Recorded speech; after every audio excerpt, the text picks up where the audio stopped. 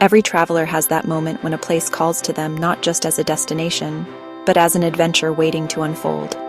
For me, that call was the Philippines, a country of over 7,600 islands, each promising discovery.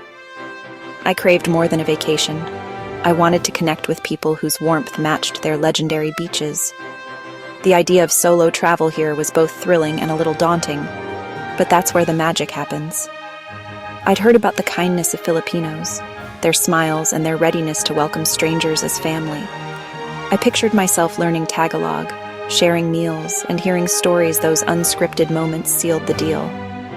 The natural beauty was irresistible: hidden lagoons, chocolate hills, jungle rivers, and the vibrant energy of Manila. I wanted a journey that would challenge me, fill my soul, and offer endless variety. So with anticipation and a ready backpack, I booked my ticket, ready for the adventures and memories that awaited. The Philippines wasn't just a place to visit, it was a place to truly experience. Finding the right place to stay is crucial, especially when you're solo.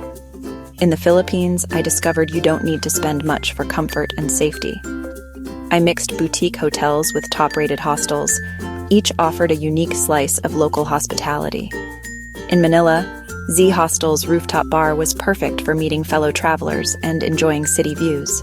In El Nido, Spin Designer Hostel felt like a community, with easy access to island tours. Coron's The Funny Lion was a peaceful, affordable splurge with an infinity pool and attentive staff. In Bohol, Fox and the Firefly Cottages offered rustic charm and eco-friendly tranquility by the river. Each place was more than a bed. It was part of the adventure, a window into local life. The staff everywhere made me feel at home, always ready with tips or a friendly chat. Safety, comfort, and connection. These havens made solo travel easy. My advice: choose places that welcome you, not just house you. Your accommodation can be as memorable as the journey itself. To understand Manila, you have to walk its history, especially within the walls of Intramuros. Stepping through its gates, the city's chaos faded, replaced by cobblestone streets and echoes of the past. Fort Santiago was my first stop, a place of heroism and heartbreak, where Dr. Jose Rizal spent his final days. The ramparts, gardens, and Rizal's cell offered a moving glimpse into the nation's fight for freedom. San Agustin Church, a UNESCO site, stunned me with its centuries-old stonework and breathtaking painted ceilings. The adjoining museum's artifacts told stories of faith and resilience. Casa Manila, a recreated colonial home, revealed the daily life of the Spanish-era elite. Each site was a portal to another era, connecting me to the Filipino spirit. Intramuros isn't just a history lesson, it's the soul of Manila. Walking its streets, I felt the weight and pride of a nation's journey. Manila's past is alive, and it invites you to be part of its story. Solo travel is liberating, but it means being your own guide and protector. My top tip: smile and be open. In the Philippines, a smile opens doors and hearts. Embrace Filipino time. Things move slower, so relax and enjoy the moment. Build buffer time into your plans. Patience is part of the adventure. Don't flash valuables. Keep your camera and phone tucked away in crowds. Blend in, stay aware, and you'll feel safe. Haggle in markets, but do it with respect and a smile. Fairness matters more than a few pesos. Never drink tap water. Stick to bottled or filtered, even for brushing your teeth. Greet people warmly, and you'll receive warmth in return. Respect local customs and dress modestly in rural areas. These simple do's and don'ts made my journey smoother and more meaningful. Travel smart, stay kind, and the Philippines will welcome you with open arms. The best way to know a country is through its food, and Filipino cuisine is a joyful, flavorful adventure. My journey began with adobo, the national dish, each version unique, always delicious. In Cebu, I savored lechon, crispy, juicy, and unforgettable, eaten with my hands like a local. I braved balut, the famous duck embryo, and cooled off with halo halo, a wild, sweet mix of ice, fruit, and uba ice cream. Street food was everywhere: skewers, snacks, and surprises at every turn.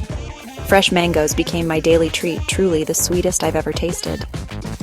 Kinilaw, the Filipino ceviche, was zesty, and fresh pancit noodles were a staple at every gathering. Every meal was a chance to connect with culture and people. Be adventurous, try everything, even the unexpected. Food here isn't just sustenance, it's a celebration. Each bite told a story, and I savored every one. The Philippines fed my soul as much as my appetite. Manila is a city of contrasts, chaotic, vibrant, and endlessly fascinating. I explored Rizal Park, where locals gather, and the National Museum complex, a treasure trove of art and history. Quiapo Market was a sensory overload, bustling, colorful, and full of life. Bonifacio Global City showed me Manila's modern cosmopolitan side. The city's old and new blend seamlessly, telling a story of resilience and change. For a break from the city, I took a day trip to Tagaytay to see Taal Volcano, a volcano within a lake, on an island within a lake. The view was surreal, the air cool, and the local buko pie a sweet treat. Lunch at Balay Daco offered panoramic views and incredible Filipino food. Tagaytay was a peaceful escape, just hours from Manila's buzz. This day trip set the stage for the island adventures ahead. Manila's energy is contagious, but its nearby wonders are just as captivating. The city is a perfect starting point for any Philippine journey. Palawan is paradise. Dramatic limestone cliffs, turquoise waters, and sunsets that set the sky ablaze. In El Nido, I watched the sun dip below Las Cabanas Beach, painting the world in color. Island hopping tours revealed hidden lagoons, secret beaches, and snorkeling spots teeming with life. Kayaking through Big Lagoon and swimming into Secret Beach felt like discovering another world. The boat crew grilled fresh fish and chicken right on the sand. Simple, perfect meals.